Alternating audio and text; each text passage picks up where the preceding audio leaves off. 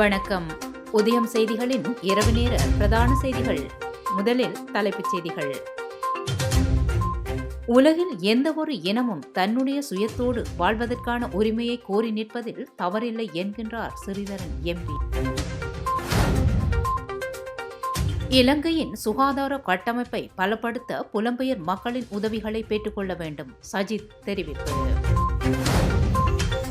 நாட்டை முடக்கினால் நாளாந்த வருமானத்திற்காக போராடும் மக்களின் நிலைமை என்னவாகும்? எதிர்த்தரப்பிடம் அமைச்சர் பிரசன்ன ரணதுங்க கேள்வி. டெல்டாவின் புதிய 3 திரிபு வைரஸ்கள் இலங்கையில் கண்டுபிடிப்பு. ஆப்கானிஸ்தானில் நினைத்ததை விட வேகமாக மாற்றம் நடந்துவிட்டது என்கின்றார் அமெரிக்க அதிபர்.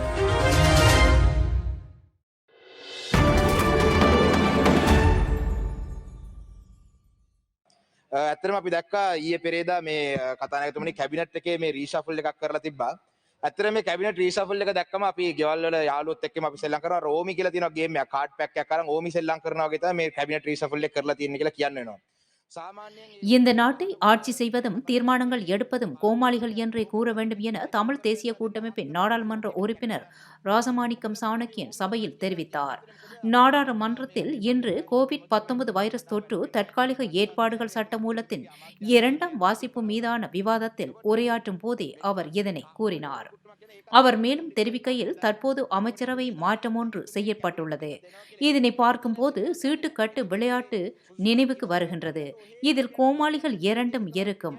அந்த 2 கோமாளிகளையும் ஒதுக்கிவிட்டே சீட்டுக்கட்டு பிரிக்கப்படும். அதே போன்றுதான் தற்போது அமைச்சர் பவித்ரா வன்னியாராச்சி தனது அமைச்சு மாற்றப்பட்டதற்காக ஒப்பாரி வைக்கின்றார். அவருக்கே தெரியாது அவரது அமைச்சு பதவி பறிபோனதாக தெரிவிக்கின்றார். கோமாளிகளை இவ்வாறான தீர்மானம் எடுத்துள்ளனர். இந்த நாட்டை ஆட்சி செய்வதும் தீர்மானங்கள் எடுப்பதும் கோமாளிகள் என்றே கூற வேண்டும். அதேபோல் பலி கொடுப்பது குறித்தும் அவர் கதையொன்றை கூறியுள்ளார். ஆனால் உண்மையில் இவர்கள் அனைவரும் சேர்ந்து நாட்டு மக்களையே பலி கொடுத்து வருகின்றனர். தற்போது காபூலில் மக்கள் நாட்டை விட்டு தப்பிச் செல்வதை போன்று எதிர்காலத்தில் இலங்கையிலும் தமிழ், சிங்கள மற்றும் முஸ்லிம் மக்கள் நாட்டை விட்டு தப்பிச் செல்லும் நிலை உருவாகும் என்றும் அவர் கூறினார். හැබැයි මේ යන විදියට ආණ්ඩුව ගියොත් එමේ ඉදිරි අනාගතයේදී ප්ලේන් එකක් ආවොත් එහෙම සිංහල දෙමළ මුස්ලිම් සියලු ජනතාව රිෆියුජිස්ලා වශයෙන් වෙන රටකට යන්න සූදානම් වෙයි. මොකද මේ රටේ පාලනය එච්චර අසාර්ථකයි කියන එක කියන්න ඕනේ. உலக பந்திலே எந்தவொரு இனமும் தன்னுடைய சுயத்தோடு வாழ்வதற்கான உரிமையை கோரி நிற்பதில் எந்த தவறும் இல்லை என தமிழ் தேசிய கூட்டமைப்பின் யாழ் மாவட்ட நாடாளுமன்ற உறுப்பினர் எஸ். ஸ்ரீதரன் தெரிவித்துள்ளார். நாடாளுமன்றில் இன்று இடம்பெற்ற விவாதத்தில் பங்கேற்று பேசிய அவர், தொடர் போராட்டமும் கொள்கை பிடிப்பும் இலக்கு நோக்கிய பயணமுமே தலிபான்கள் அந்நாட்டை மீள வெற்றி கொள்ள செய்திருக்கின்றது எனவும் குறிப்பிட்டார். நாங்கள் கேட்பது, இந்த நாட்டில் இருக்கின்ற தமிழர்கள் இந்த மண்ணுக்குரிய ஒரு தனித்துவமான அடையாளத்துடன் கூடிய ஒரு தேசிய இனம் என்று நீங்கள் பாருங்கள். உலகத்திலே 21ஆம் நூற்றாண்டில் தலிபான் இயக்கம் தன்னுடைய நாட்டை ஆயுத வழியிலே வென்றிருக்கிறது. நாங்கள் ஆயுதம் பற்றி பேசவில்லை. நாங்கள் ஆயுதங்கள் பற்றி மௌனிக்கப்பட்ட சூழலில் 12 ஆண்டுகள் கடந்து பேசுகிறோம். ஆனால் அமெரிக்கா விட்டு சென்றதால் அவர்கள் பிடித்தார்கள், ரஷ்யா விட்டு சென்றதால் பிடித்தார்கள் என்பதல்ல. அவர்களுடைய தொடர் போராட்டமும் கொள்கை பிடிப்பும் அவர்களுடைய இலக்கு நோக்கிய பயணமும் அவர்களை இன்று தங்களுடைய தாய் நாட்டை அடைய வைத்திருக்கிறது. அல்ல, அந்த நாட்டை அவர்கள் மீட்டெடுத்திருக்கிறார்கள். ஆகவே நாங்கள் இந்த நாட்டிலே கேட்பது ஆயுத ரீதியான ஒரு போராட்டத்தை அல்ல. நாங்கள் செய்து பார்த்தோம், அதனை நாங்கள் மௌனித்திருக்கிறோம். அல்ல, இந்த மக்கள் அதனை கைவிட்டிருக்கிறார்கள். ஆனால் இந்த நாட்டிலே புரையோடி போயிருக்கிற தமிழ் மக்களுடைய பிரச்சனைக்கு இந்த நாட்டினுடைய அதியுத்தம ஜனாதிபதியாக இருக்கட்டும், அல்ல இந்த நாட்டினுடைய பிரதமராக இருக்கட்டும், அல்ல இந்த நாட்டில் இருக்கிற சிங்கள தலைவர்களே, சற்று சிந்தியுங்கள். இன்று உலக ஒழுங்குகள் மாறுகிறது. இந்த உலகத்தினுடைய சூழல் மாறி இருக்கிறது. எத்தனையோ சுதந்திர இயக்கங்களுக்கும் சுதந்திரத்துக்காக போராடுகின்ற இனங்களுக்கும் தலிபான்களுடைய விடுதலை ஒரு மாற்றத்தை தந்திருக்கிறது. நான் இந்த தலிபான்களுடைய விடுதலை என்பது சரியா பிழையா என்பதல்ல. ஆனால் அவர்களால் முடிந்திருக்கிறது. ஒரு நாட்டை, ஒரு பெரிய நாட்டை மீட்டெடுக்க முடிந்திருக்கிறது என்றால் அது ஒரு மாற்றம். அது இந்த உலக பந்திலே ஏற்பட்டிருக்கின்ற ஒரு இராணுவ ரீதியான ஆயுத ரீதியான ஒரு மாற்றம். ஆகவே உலக பந்திலே எந்த இனமும் தன்னுடைய சுயத்தோடு வாழ்வதற்கான உரிமையை கோரி நிற்பதில் எந்த தவறும் இல்லை. நாங்களும் எங்களுடைய உரிமை தொடர்பிலே இப்பொழுதும் ஒரு நிலையான கொள்கையோடு இந்த அரசிடம் நீதிக்காக கேட்கிறோம். தயவு செய்து இந்த அரசியல் கைதிகளையாவது ஒரு நல்லெண்ண அடிப்படையில் பிணையில் விடுதலை செய்ய நீங்கள் முதல் நடவடிக்கை எடுங்கள் என்று கூறி நிறைவு செய்கின்றேன். a national catastrophe and a national tragedy. எமது நாட்டின் சுகாதார கட்டமைப்பை பலப்படுத்த புலம்பெயர் மக்களின் முழுமையான உதவிகளை பெற்றுக்கொள்ள வேண்டும் என எதிர்க்கட்சித் தலைவர் சஜித் பிரேமதாச சபையில் வலியுறுத்தினார். நாடாளுமன்றத்தில் இன்று இடம்பெற்ற கோவிட்-19 வைரஸ் தொற்று தற்காலிக ஏற்பாடுகள் சட்டமூலத்தின் 2ஆம் வாசிப்பு மீதான விவாதத்தில் உரையாற்றும் போதே அவர் இதனை கூறினார். அங்கு தொடர்ந்து பேசிய சஜித் பிரேமதாச இந்த பேரிடர் காலத்தில் எப்படி நாட்டை முன்கொண்டு செல்வது என்பது பற்றி பலரும் பலவிதமான கருத்துக்களை கூறுகின்றனர். எமது நாட்டின் சுகாதார கட்டமைப்பை பலப்படுத்த புலம்பெயர் மக்களின் முழுமையான உதவிகளை பெற்றுக்கொள்ள வேண்டும். அதற்கான நடவடிக்கைகளை முன்னெடுக்க சகல தூதரகங்களுக்கும் ஒரு இலக்கை கொடுத்து சர்வதேசத்தில் வாழும் புலம்பெயர் தமிழ், சிங்கள, முஸ்லிம் மக்களின் ஒத்துழைப்புகளை பெற்றுக்கொள்ள வேண்டும். தற்போது நாட்டில் நாளாந்த தொற்றாளர்களின் எண்ணிக்கை 6000 வரை இருக்கலாம். தினசரி உயிரிழப்புகள் 220 வரை இருக்கலாம். உடனடியாக நாட்டை 2 வாரங்கள் முடக்குவதன் மூலம் தொற்றாளர்களின் எண்ணிக்கையை 1000 வரை குறைக்கலாம். நாட்டு மக்களை காப்பாற்றுவதற்கு எதிர்க்கட்சி என்ற வகையில் நாங்கள் தயாராக இருக்கின்றோம். அரசாங்கம் தயாரா? நாங்கள் கட்சி பேதமற்று இந்த விடயத்தில் இணைந்து பணியாற்ற வேண்டும் எனவும் சபையில் வலியுறுத்தினார். රට මුහුණ දෙන මේ අභියෝගය තුළ මේ මහා ඛේදවාචකය තුළ රටක් හැටියට පක්ෂ විපක්ෂ ජාතියාගම් කොළමල පන්ති භේදයෙන් තොරව අපි එකට එකතු වෙලා මේ ප්‍රශ්නවලට විසඳුමක් සාපති මැතිතුමාගේ ප්‍රධානත්වයෙන් පැවැත්වපු ඒ රැස්වීමේදී ගම්පහ දිස්ත්‍රික්කයේ දත්ත ටික எதிர்க்கட்சிகள் கூறுவதைப் போன்று நாட்டை முடக்கினால் நாளாந்த வருமானத்திற்காக போராடும் மக்களின் நிலைமை என்னவாகும் என அமைச்சர் பிரசன்ன ரணதுங்க சபையில் கேள்வி எழுப்பினார். நாடாளுமன்றில் இன்று எதிர்க்கட்சித் தலைவரின் உரைக்கு பதிலளித்து பேசிய அவர் இதனை கூறினார். அங்கு தொடர்ந்து பேசிய அமைச்சர் கடந்த காலங்களில் ஆர்ப்பாட்டங்களை செய்து நாட்டில் கோவிட் வைரஸ் பரவலுக்கு காரணமாக செயற்பட்ட எதிர்க்கட்சியினர் இன்று நாட்டை முடக்க வேண்டும் என வலியுறுத்துகின்றனர். நாட்டை நெருக்கடி நிலைக்குள் தள்ள வேண்டும் என்ற திட்டமிட்ட சூழ்ச்சியில் இவர்கள் செயற்பட்டார்களா என்ற சந்தேகம் எழுகின்றது. அரசாங்கம் தரவுகளை மறைப்பதாக எதிர்க்கட்சியினர் குற்றம் சாட்டினர். அவ்வாறு எதுவும் இங்கு இடம்பெறவில்லை. சரியான தரவுகளே வெளிப்படுத்தப்படுகின்றன. சுகாதார தரப்பினர் சொல்வதை நாங்கள் செவிமடுக்கின்றோம். உண்மையை மறைக்க வேண்டிய தேவை இல்லை என்றார். වෙච්ච දෙයක් මිසක් රජය විසින් යට ගන්න හදපු දෙයක් නෙමෙයි ගරු නියෝජ්‍ය කතානායකතුමනි. නැත්නම් මේක වැරදි අර්ථකථනයක් රටට යන්න ඉඩ තියෙනවා. අධිකරණ සේවා කොමිෂන් සභාව ස්වාධීන ලෙස ස්ථාපිත කරලා තියෙන ආයතනයක්. එම ආයතනය සම්පූර්ණයෙන්ම ක්‍රියාත්මක கோவிட்-19 வைரஸ் தொற்று காரணமாக பாதிப்புக்குள்ளாகியுள்ள மக்களுக்கு நீதி சேவையின் சலுகைகளை பெற்றுக் கொடுப்பதற்காகவே கோவிட்-19 தற்காலிக ஏற்பாடுகள் சட்டம் மூலம் தயாரிக்கப்படுகின்றது என நீதி அமைச்சர் அலி சப்ரி தெரிவித்தார். நாடாளுமன்றத்தில் இன்று இடம்பெற்ற கொரோனா வைரஸ் தொற்று தற்காலிக ஏற்பாடுகள் சட்டமூலத்தை முன்வைத்து உரையாற்றும் போதே அவர் இவ்வாறு குறிப்பிட்டார். அங்கு தொடர்ந்து பேசிய அமைச்சர் ஏனைய நாடுகளில் உள்ள 4 காரணிகளின் பிரகாரம்தான் கோவிட்-19 தற்காலிக ஏற்பாடுகள் சட்டம் குறித்த நடவடிக்கைகள் முன்னெடுக்கப்பட்டன. குறிப்பிட்ட கால எல்லைக்குள் குறித்ததொரு செயற்பாட்டை செய்யும் போது குறித்த கால எல்லையை எவ்வாறு நீடிப்பது, நீதிமன்ற தலையீடுகளில் உள்ள வழக்குகளை வேறு நீதிமன்றம் ஒன்றுக்கு எவ்வாறு பெற்றுக் கொடுப்பது, கோவிட் காலத்தில் நீதிமன்றங்களை இணையதளத்தில் எவ்வாறு நடத்தி செல்வது, சில உடன்படிக்கைகளை சட்ட ரீதியாக செய்து கொள்ள முடியாது போகும் சந்தர்ப்பங்களில் அவர்களுக்கு மேலதிக காலத்தை எவ்வாறு பெற்றுக் கொடுப்பது உள்ளிட்ட 4 காரணிகளின் பிரகாரம்தான் இந்த செயற்பாடு இடம்பெற்றது. மேற்கூறப்பட்ட 4 காரணிகளுக்கு அப்பால் இச்சட்ட மூலத்தில் வேறு எதுவும் இல்லை. அழுத்தங்களுக்கு முகம் கொடுக்கும், துன்பங்களை எதிர்கொள்ளும் சாதாரண மக்களுக்கு சலுகையை பெற்றுக் கொடுப்பதே சட்டத்தின் நோக்கமாகும் என்று கூறினார். අධිකරණ සේවා කොමිෂන් සභාවට යොමු කරලා එතුමන්ලා මේ සම්බන්ධයෙන් ඉදිරිපත් කරන කරුණු මොනවද කියලා තෝරගෙන ඒ මම සභාව ඉදිරියේ ඉදිරිපත් කිරීමට බලාපොරොත්තු இலங்கையில் வேகமாக பரவி வரும் டெல்டா வகை வைரஸின் 3 பிறழ்வுகள் இதுவரையில் உறுதி செய்யப்பட்டுள்ளதாக ராஜாங்க அமைச்சர் சன்ன ஜெயசுமன தெரிவித்துள்ளார். நாடாளுமன்றத்தில் இன்று இடம்பெற்ற விவாதத்தில் பங்கேற்று கோவிட் நிலைமை தொடர்பில் கருத்து தெரிவிக்கும் போதே அவர் இவ்வாறு குறிப்பிட்டார். அதன் அடிப்படையில் SA 222V, SA 701S மற்றும் SA 1078S ஆகிய மரபணுக்களின் மாற்றத்திற்கு உட்பட்ட டெல்டா வைரஸ் வகைகள் இலங்கையில் இனங்காணப்பட்டதாக அவர் தெரிவித்துள்ளார்.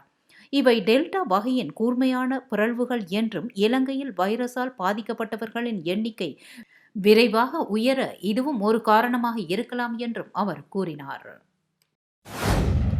225 நாடாளுமன்ற உறுப்பினர்களில் 146 பேர் மட்டுமே கொரோனாவுக்கு எதிரான தடுப்பூசிகளை பெற்றுள்ளதாக ஆர்டிஐ எனப்படும் தகவல் அறியும் உரிமை அமைப்பு தெரிவித்துள்ளது.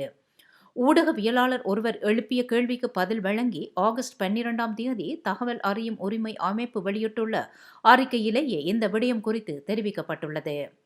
நாடாளுமன்ற உறுப்பினர்களுக்கு தடுப்பூசி செலுத்தும் செயற்திட்டம் பிப்ரவரி 16ஆம் தேதி தொடங்கியது. எனினும் தற்போது வரை 146 பேர் மட்டுமே கொரோனாவுக்கு எதிரான தடுப்பூசிகளை பெற்றுள்ளனர். அதன்படி 122 நாடாளுமன்ற உறுப்பினர்கள் அஸ்ட்ராசெனேகா தடுப்பூசிகளை பெற்றுள்ள அதே நேரத்தில் 24 நாடாளுமன்ற உறுப்பினர்கள் ஸ்புட்னிக் வி தடுப்பூசிகளை பெற்றுள்ளனர். எவ்வாறாய் இருப்பினும் கொரோனா தடுப்பூசிகளை இதுவரை பெற்றுக் கொள்ளாதவர்களின் விவரங்கள் தங்களிடம் இல்லை என ஆர்டிஐ தெரிவித்துள்ளது. மேலும் மொடோனா, ஃபைசர், ஸ்னோஃபார்ம் தடுப்பூசிகளை பெற்ற நாடாளுமன்ற உறுப்பினர்களின் விவரமும் தங்களிடம் இல்லை எனவும் அந்த அமைப்பு குறிப்பிட்டுள்ளது. நாடாளுமன்ற உறுப்பினர் ரணில் விக்ரமசிங்கவின் அனைத்து கட்சி கூட்டத்திற்கு ஜனாதிபதி கோத்தபாய ராஜபக்ஷ சாதகமாக பதில் அளித்துள்ளார் என ஐக்கிய தேசிய கட்சியின் அதிகாரப்பூர்வ அறிக்கை தெரிவித்துள்ளது. ஜனாதிபதி கோத்தபாய ராஜபக்ஷவை இன்று ஜனாதிபதி செயலகத்தில் சந்தித்த நாடாளுமன்ற உறுப்பினர் ரணில் விக்ரமசிங்க தற்போதைய கொரோனா நிலைமை குறித்து கலந்துரையாடினார். இதன்போது அனைத்து கட்சி தலைவர்கள் கூட்டத்தை கூட்டுமாறு ரணில் கோரிக்கை விடுத்தார். குறித்த கூட்டத்தில் வைரஸ் பரவுவதை கட்டுப்படுத்துவதற்கான பரிந்துரைகளை அரசியல் தலைவர்கள் முன்வைக்க முடியும் என்றும் அவர் சுட்டிக்காட்டினார். அத்தோடு ஐக்கிய தேசிய கட்சி ஏற்கனவே தங்கள் சொந்த முன்மொழிவுகளை முன்வைத்துள்ளது என்றும் அவர் கூறினார். இந்த நிலையில் ஜனாதிபதி இந்த கோரிக்கைக்கு சாதகமாக இருந்தார் என்றும், ஆனால் அனைத்து கட்சி தலைவர்கள் கூட்டத்திற்கு அழைப்பு விடுக்கப்படுமா என்பதை உறுதிப்படுத்தப்படவில்லை என்று ஐக்கிய தேசிய கட்சியின் அறிக்கை தெரிவித்துள்ளது.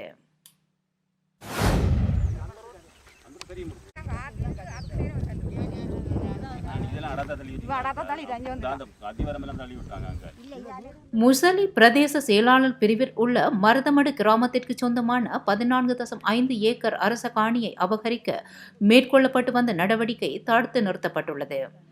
வேறு கிராமத்தவர் அனுமதி பத்திரங்கள் இன்றி அடாத்தாக அபகரிக்க முற்பட்டு புனரமைப்பு பணியில் ஈடுபட்டிருந்த வேளை அக்கிராம மக்கள் நாடாளுமன்ற உறுப்பினர் சார்ல்ஸ் நிர்மலநாதனின் கவனத்திற்கு கொண்டு சென்றனர். இந்த நிலையில் நாடாளுமன்ற உறுப்பினர் நேற்று மாலை குறித்த பகுதிக்கு விஜயம் செய்து நிலைமையை நேரடியாக அவதானித்தார். இவ்விடயம் தொடர்பாக முசலி பிரதேச செயலாளருடன் கலந்துரையாடினார்.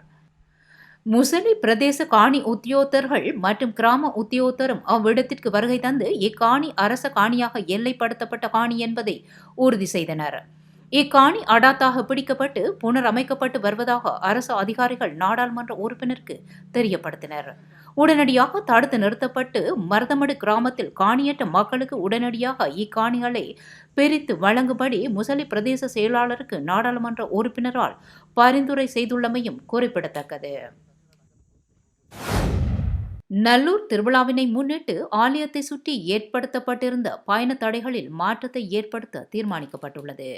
பொதுமக்களின் வேண்டுகோளை அடுத்து ஆலயத்தை சூழவுள்ள வீதி தடைகளில் மாற்றங்களை ஏற்படுத்துவது தொடர்பில் யாழ் மாநகர சபை முதல்வர் மணிவண்ணன் யாழ்ப்பாண போலீசாருடன் இன்றைய தினம் நேரடியாக களத்திற்கு சென்று கலந்துரையாடலில் ஈடுபட்டார்.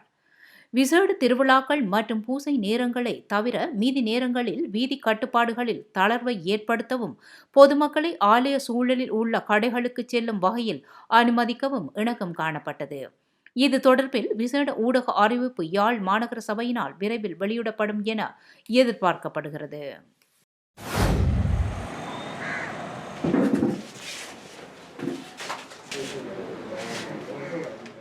மட்டக்களப்பு மாவட்டத்தில் போதைப் பொருள் கடத்தல் மற்றும் விற்பனையில் ஈடுபட்டு வந்த குழுவொன்றை விசேட அதிரடிப்படையினர் கைது செய்துள்ளதுடன் அவர்களிடமிருந்து பல இலட்சம் பெறுமதியான போதைப் பொருட்களையும் கைப்பற்றியுள்ளனர். இன்று அதிகாலை கிடைக்கப்பெற்ற தகவலின் அடிப்படையில் களுவாஞ்சிக்குடி விசேட அதிரடிப்படையினரால் இந்த முற்றுகை மேற்கொள்ளப்பட்டுள்ளது. இதற்கமைய காத்தான்குடி போலீஸ் பிரிவுக்குட்பட்ட கல்லடி வீடு ஒன்று இன்று காலை முற்றுகை இடப்பட்டதுடன் அங்கிருந்து 300 கிராம் ஐஸ் போதைப்பொருளும் 15 கிராம் ஹெரோயினும் மீட்கப்பட்டது. போதைப்பொருள் கடத்தலுக்கு பயன்படுத்தப்படும் கார் மற்றும் மோட்டார் சைக்கிளும் மீட்கப்பட்டதுடன் அங்கிருந்து 2,50,000 ரூபாய் பணமும் மீட்கப்பட்டது. சுமார் 38 லட்சம் ரூபாவுக்கு அதிகமான போதைப்பொருள் இவ்வாறு மீட்கப்பட்டுள்ளதாக விசேட அதிரடிப்படையினர் தெரிவித்தனர். இது தொடர்பில் முன்னெடுக்கப்பட்ட விசாரணையின் அடிப்படையில் கல்முனையிலும் போதைப்பொருள் விற்பனை நிலையம் கல்முனை போலீசாரினால் முற்றுகையிடப்பட்டதுடன் அங்கிருந்து 10 கிராம் ஹெரோயின் போதைப்பொருள் கைப்பற்றப்பட்டுள்ளதாக விசேட அதிரடிப்படையினர் தெரிவித்தனர். இந்த முற்றுகையின் போது பெண் ஒருவர் உட்பட 3 கைது செய்யப்பட்டுள்ளதாகவும் இவர்கள் கொழும்பில் உள்ள பிரதான போதைப்பொருள் வியாபாரிகளுடன் ஏற்பட்ட தொடர்புகள் மூலம் போதைப்பொருள் வியாபாரத்தினை முன்னெடுத்து வந்துள்ளதாக விசேட அதிரடிப்படையினர் தெரிவித்தனர். கைது செய்யப்பட்டவர்கள் காத்தான்குடி போலீஸ் நிலையத்தில் தடுத்து வைக்கப்பட்டுள்ளதுடன் அவர்களை நீதிமன்றில் ஆஜர்படுத்துவதற்கான நடவடிக்கைகள் முன்னெடுக்கப்பட்டுள்ளதுடன் இது தொடர்பான மேலதிக விசாரணைகளையும் காத்தான்குடி போலீசார் முன்னெடுத்து வருகின்றனர்.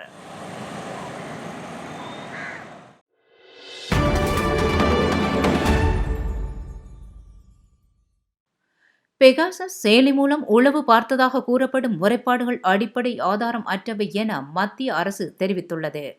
உச்ச நீதிமன்றத்தில் தாக்கல் செய்யப்பட்ட 2 பக்க பதில் மனுவிலேயே மத்திய அரசு இவ்வாறு குறிப்பிட்டுள்ளது. இருப்பினும் தவறான கருத்துக்களை களைய நிபுணர் குழுவை நியமித்து விசாரணை நடத்த உள்ளதாகவும் மத்திய அரசு குறித்த மனுவில் தெரிவித்துள்ளது. இந்த வழக்கினை விசாரணை செய்த தலைமை நீதிபதி ரமணா தலைமையிலான 3 நீதி அரசர்கள் கொண்ட குழுவினர் பெகாசஸ் செயலி குறித்த விரிவான விசாரணை அறிக்கையை தாக்கல் செய்யுமாறு உத்தரவு பிறப்பித்துள்ளமை குறிப்பிடத்தக்கது.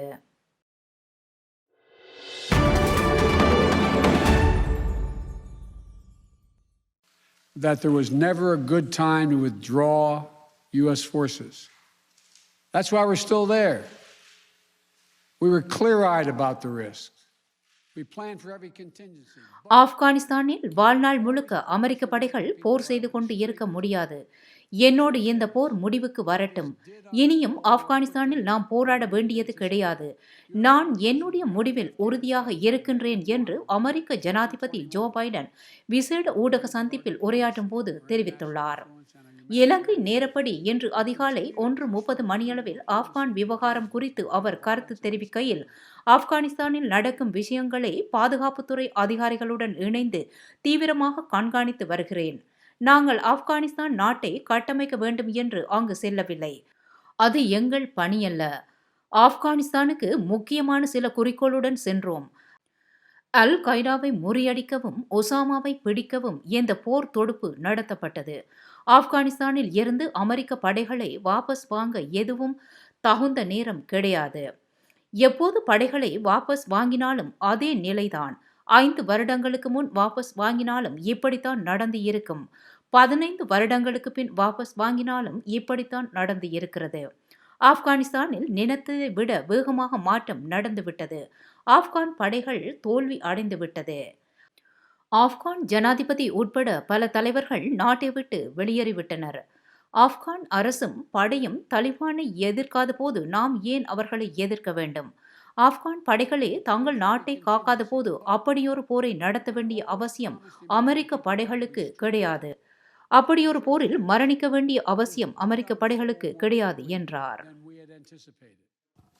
We will lead with our diplomacy, our international influence, and our humanitarian aid. We'll continue to push for regional diplomacy and engagement to prevent violence and instability. We'll continue to speak out for the basic rights of the Afghan people. மலேசிய பிரதமர் முஹைதீன் யாசின் தனது பதவியை ராஜினாமா செய்துள்ளார். அரசாங்கத்தை தக்க வைத்துக் கொள்ள அவர் மேற்கொண்ட அனைத்து முயற்சிகளும் வீணாகிவிட்ட நிலையில் அவர் நேற்று பதவி துறந்தார். கடந்த 2020 மார்ச் மாதம் நடந்த நாடாளுமன்ற தேர்தலில் சிறிய பெரும்பான்மையுடன் வெற்றி பெற்று முஹைதீன் யாசின் பிரதமரானார். இந்த நிலையில் ஆளும் கட்சி கூட்டணியில் இருக்கும் ஐக்கிய மலேசிய தேசிய அமைப்பு கட்சி ஆதரவை மீள பெற்றுள்ள நிலையில் பதவி விலக வேண்டும் என்ற கோரிக்கை வலுத்துள்ளது.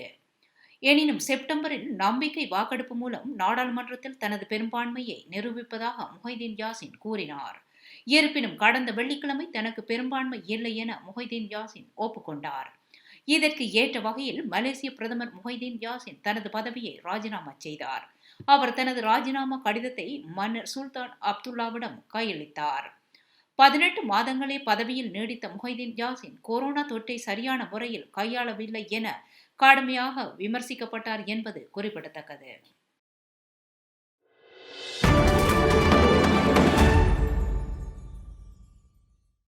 இந்தியா இங்கிலாந்து அணிகளுக்கு இடையிலான இரண்டாவது டெஸ்ட் போட்டியில் இந்திய அணி 151 ஓட்டங்களால் வெற்றி பெற்றுள்ளது. லண்டன் லோர்ட்ஸ் மைதானத்தில் நடைபெற்ற இப்போட்டியில் நாணய சுழற்சியில் வென்ற இங்கிலாந்து பந்து வீச்சை தேர்வு செய்தது. அதன்படி முதல் இன்னிங்ஸில் துடுப்படுத்தாடிய இந்தியா ராகுலின் சதத்தால் 364 ஓட்டங்களை குவித்தது. அதன்பின் தனது முதல் இன்னிங்ஸை விளையாடிய இங்கிலாந்து ஜோ ரூட்டின் அபார ஆட்டத்தால் 391 ஓட்டங்கள் குவித்தது. 27 ஓட்டங்கள் பின்தங்கிய நிலையில் இரண்டாவது இன்னிங்ஸில் துடுப்படுத்தாடிய இந்திய அணி 298 ஓட்டங்கள் எடுத்திருந்த நிலையில் இரண்டாவது இன்னிங்ஸை நிறுத்தி கொண்டது. இதை அடுத்து 272 ஓட்டங்கள் எடுத்தால் வெற்றி என்ற கடின இலக்குடன் இங்கிலாந்து களமிறங்கியது. அவ்வணி இந்தியாவின் பந்துவீச்சை சமாளிக்க முடியாமல் அடுத்தடுத்து விக்கெட்டுகளை இழந்து திணறியது. அணித்தலைவர் ஜோ ரூட் அதிகபட்சமாக 33 ஓட்டங்களை எடுத்தார். இங்கிலாந்து அணி 120 ஓட்டங்களுக்கு சகல விக்கெட்டுகளையும் இழந்தது. இதனால் 151 ஓட்டங்கள் வித்தியாசத்தில் இந்தியா அபார வெற்றி பெற்றது. இந்தியா சார்பில் சிராஜ் 4 விக்கெட்டுகளையும், பும்ரா 3 விக்கெட்டுகளையும், இஷாந்த் 2 விக்கெட்டுகளையும், ஷமி 1 விக்கெட்டையும் வீழ்த்தினார். ஆட்ட நாயகன் விருது ராகுலுக்கு வழங்கப்பட்டது. இந்த வெற்றியின் மூலம் இந்தியா 5 போட்டிகள் கொண்ட தொடரில் 1-0 என முன்னிலை வகிக்கிறது.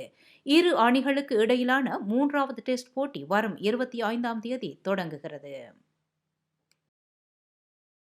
இத்துடன் உதயம் செய்திகளின் இரவு நேர பிரதான செய்திகள் நிறைவு பெறுகின்றன. வணக்கம்.